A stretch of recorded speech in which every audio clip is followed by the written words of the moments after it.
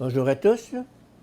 Je continue à vous partager des extraits du volume de Yves Semen sur la théologie du corps de Jean-Paul II. Le sacrement de la rédemption. Le sacrement de la rédemption, fruit de l'amour rédempteur du Christ, devient, sur la base de son amour sponsal envers l'Église, une dimension permanente de la vie de l'Église elle-même, une dimension fondamentale et vivifiante.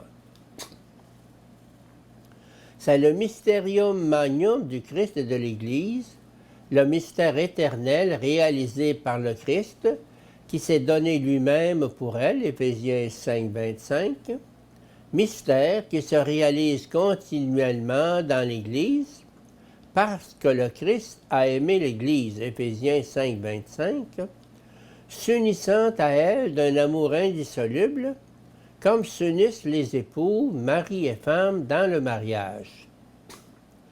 De cette manière, l'Église vit du sacrement de la rédemption, et à son tour, elle complète ce sacrement comme la femme, en vertu de l'amour sponsal, complète son propre mari, ce qui était déjà d'une certaine manière mis en relief à l'origine, quand le premier homme a trouvé dans la première femme une aile semblable à lui, Genèse 2, 20. Même si l'analogie de l'Épître aux Éphésiens ne le précise pas, nous pouvons cependant ajouter que l'Église unit au Christ comme la femme à son propre corps, à son propre mari, tire également toute sa fécondité et maternité spirituelle du sacrement de la rédemption. En témoignent en quelque manière les paroles de l'Épître de Saint Pierre, quand il écrit que nous avons été engendrés de nouveau, non d'une semence corruptible, mais immortelle, la parole du Dieu vivant et éternel. 1 Pierre 1, 23.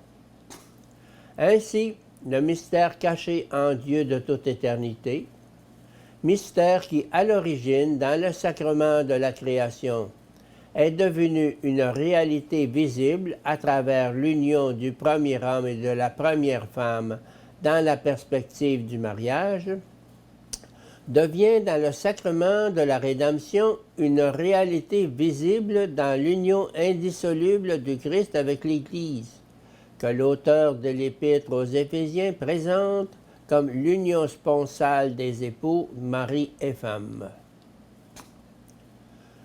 Le sacrement de la rédemption et l'indissolubilité du mariage. La rédemption signifie, pour ainsi dire, une nouvelle création. Elle signifie reprendre tout ce qui est créé pour exprimer dans la création la plénitude de justice, d'équité et de sainteté prévue par Dieu, et pour exprimer cette plénitude surtout dans l'être humain, créé comme homme et femme à l'image de Dieu.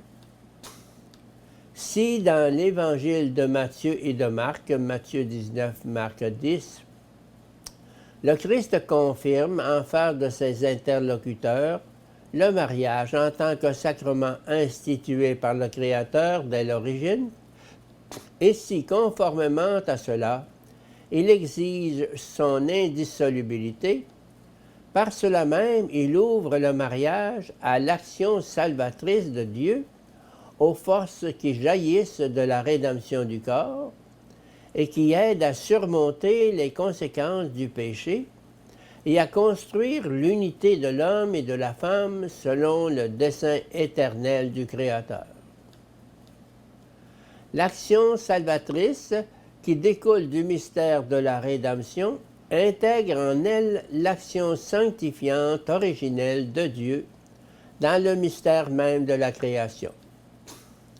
L'éthos évangélique et chrétien est, dans son essence théologique, l'éthos de la rédemption, et mieux, un éthos de la rédemption du corps.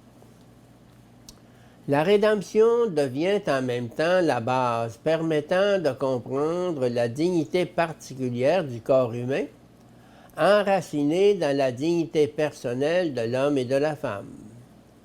La raison de cette dignité se trouve précisément à la racine de l'indissolubilité de l'alliance conjugale. Le Christ se réfère au caractère indissoluble du mariage comme sacrement primordial et confirmant ce sacrement sur la base du mystère de la rédemption, il en tire en même temps des conclusions de nature éthique. Quiconque répudie sa femme et en épouse une autre commet un adultère contre elle. Et si une femme répudie son mari et en épouse un autre, elle commet un adultère. Marc 10, 11 et suivant, Matthieu 19, 9.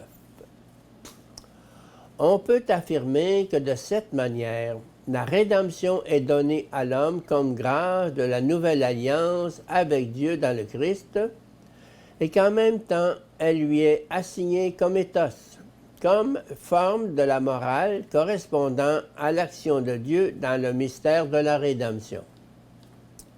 Si, comme sacrement, le mariage est un signe efficace de l'action salvatrice de Dieu dès l'origine, ce sacrement constitue aussi en même temps, à la lumière des paroles du Christ que nous méditons ici, une exhortation adressée à l'homme, hommes et femmes, afin qu'il participe consciencieusement à la rédemption du corps.